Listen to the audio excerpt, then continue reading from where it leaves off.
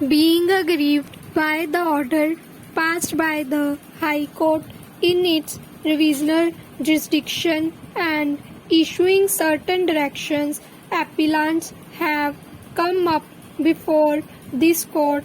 The appellants herein are the original plaintiffs and the legal representatives of one of the original plaintiffs.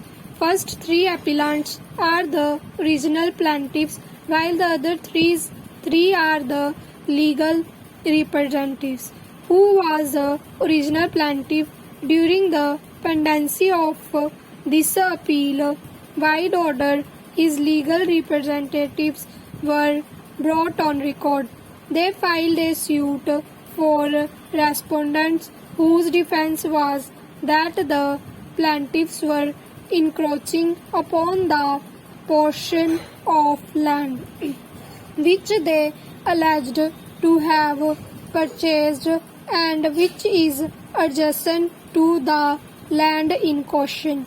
The location, identification, and plaintiff's title and possession over the suit land was not controverted by the respondents in their written statement.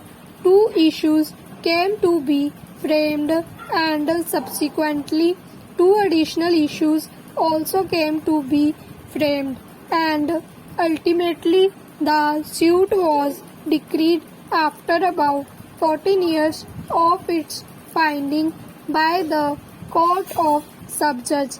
Next para.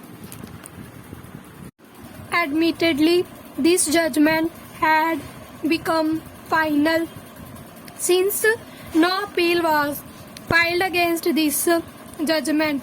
However, since the respondent did not obey the terms of the decree and did not allow the appellants to fence the land which was in their possession, execution application was filed in for issuing directions to the respondent to comply with the terms of decree.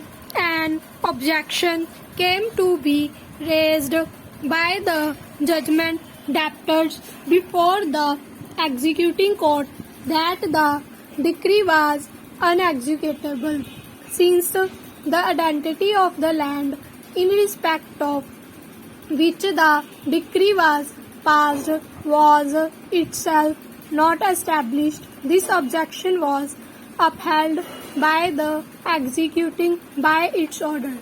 Against this order, a revision petition was filed by the appellants herein before the High Court, while the revision stood allowed by the High Court by its judgment dated whereby the order of the executing court was set